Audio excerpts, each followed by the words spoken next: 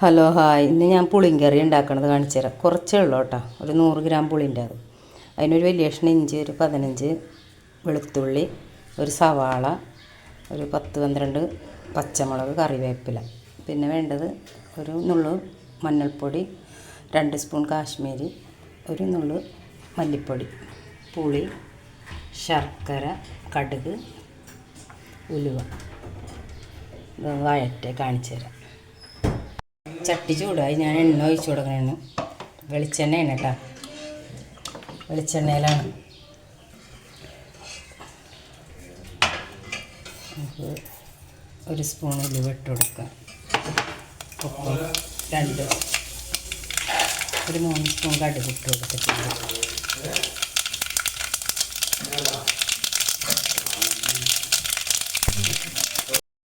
ഇനി നമുക്കിതിലേക്ക് സവാള ഒരെണ്ണം അരിഞ്ഞ് ഇട്ട് കൊടുക്കാം. ഇഞ്ചി, വെളുത്തുള്ളി, പിന്നെ പച്ചമുളക് ഇങ്ങനെ കേട്ടോ ഞാനിടുന്നത്. വെട്ടൊന്നും കളയണ്ട. ഉപ്പൊക്കെ പിടിച്ച് പുളിയൊക്കെ പിടിച്ചിരുന്നിട്ട് പ്രത്യേക ടേസ്റ്റാണ്. ഇന്ന് ഇറച്ചിച്ചോറാണ് വെക്കണം, അപ്പോൾ അത് പുളിങ്കറി കാണിക്കാനാണ് വിചാരിച്ച്.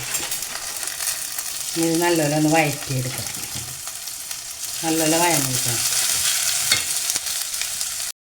മതി. അപ്പോൾ ഇത് നല്ലപോലെ വാടി വന്നിട്ടുണ്ട്. ഞാനിതിലേക്ക് മുളക് പൊടി ഇട്ട് കൊടുക്കുന്നു. മുളക് പൊടി, മല്ലിപ്പൊടി, അങ്ങനെ ജസ്റ്റ് ഒന്ന് വാടണം, ചെറുതായിട്ടൊന്ന് വാടണം. പിന്നെ ഇതിന് ഏറ്റവും നല്ലതാണ് ഉണ്ടപ്പച്ചോളമാണ്. നിങ്ങളതിലൊക്കെ ഉണ്ടപ്പച്ചോളം ഉണ്ടെങ്കിൽ അതെടുത്ത് ചെയ്യുന്നതാണ് കൂടുതൽ ടേസ്റ്റ്. പച്ചോളം ഒന്ന് കുത്തിയിടണം കേട്ടോ. ഞാനൊന്ന് കുത്തിയില്ല, കാരണം ഇവിടെ കറണ്ട് ഇല്ലാത്ത കാരണം ആകെ ടെൻഷനായി. വെള്ളം ഇല്ലെന്ന്. ഞാനൊരു 200 ഗ്രാം ശർക്കര ഉരുക്കി വെച്ചതാണ്. മധുരം നോക്കിയിട്ട് ആവശ്യത്തിന് ഒഴിച്ചു കൊടുക്കാം. ഞാനിപ്പോൾ ഇത് ഒഴിച്ചു കൊടുക്കുന്നുണ്ട്, കുറച്ച് 3/4 ഭാഗം ഒഴിച്ചു കൊടുക്കാം.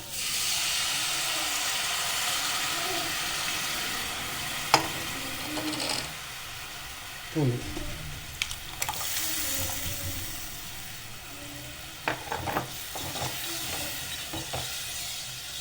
കുറച്ച് ഉപ്പിടാം.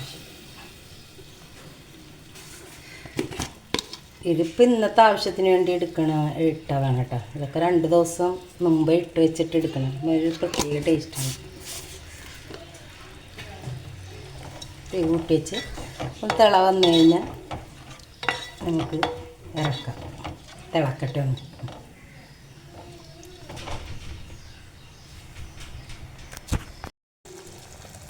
അപ്പോൾ അതേ നല്ല തിള വന്നു.